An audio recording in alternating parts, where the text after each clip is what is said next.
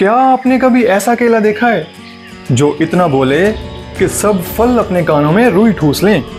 और फिर एक दिन वो केले साहब निकल पड़े टोकरी छोड़कर सीधे जंगल की ओर। पर जो वहां हुआ उसे सुनकर आपकी आंखें गोल और मुंह खुला का खुला रह जाएगा। केला और जंगल।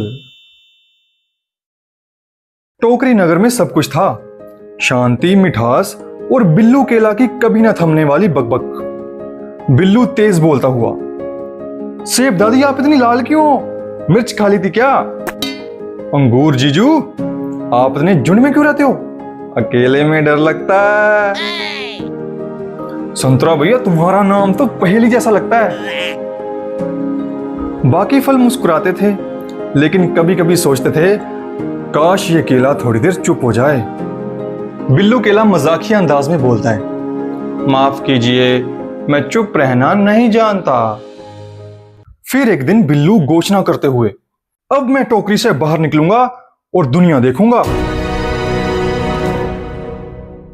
सेब दादी कहती है, बेटा बाहर की दुनिया बहुत बड़ी और चालाक है। बिल्लू कहता है, मैं सिर्फ केला नहीं, मैं हूं विचारों का झरना।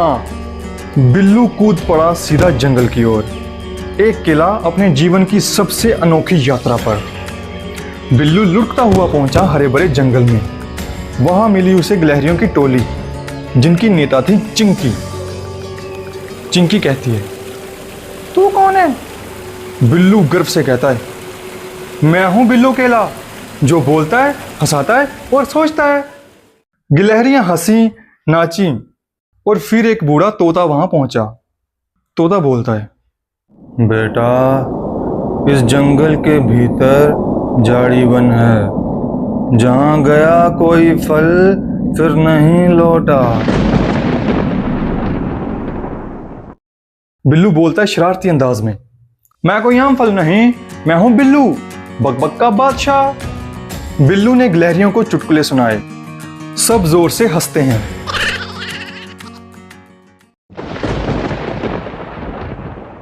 लेकिन तभी जंगल के बीच एक रहस्यमय पेड़ उठकर चलने लगता है। वो था चिपचिपा दानव, जो फलों को पकड़कर चिपका देता था और खुद का बना लेता था।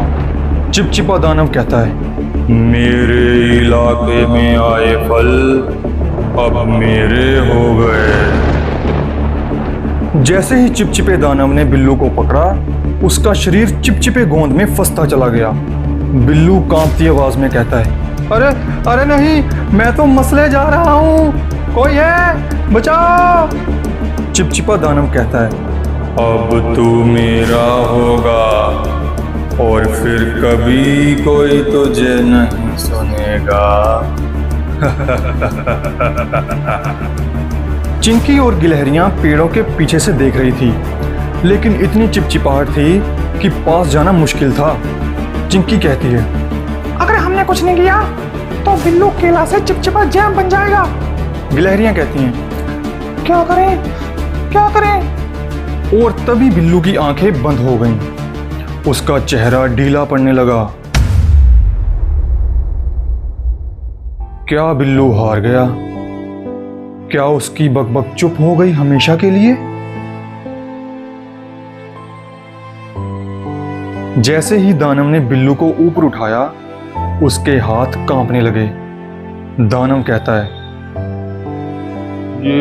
ये केला चुप क्यों हो गया?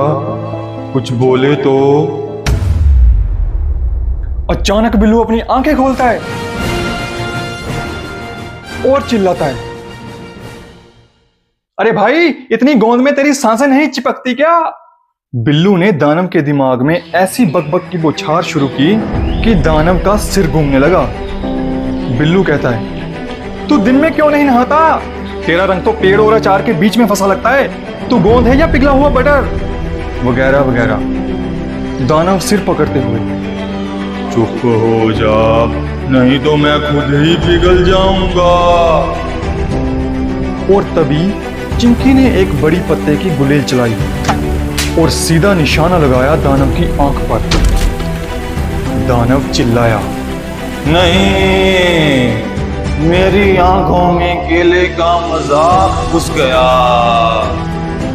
बिल्लू लुढ़कता हुआ छूटा, मगर एक आखिरी चिपचिपी जड़ ने उसका छिलका पकड़ लिया। क्या बिल्लू फंस जाएगा फिर से? नहीं। चिंकी छलांग मारती है, उसकी पूंछ से छिलका पकड़ती है और झटके से खींचकर बाहर निकालती है। बिल्लू की सांसें लौटती हैं और बिल्लू सांस लेते हुए कहता है, पता है, चुप रहना भी एक कला है। और इस तरह से सब अपनी जान बचाकर वहां से निकलते हैं। तो बच्चों, आज की कहानी से क्या सीखा?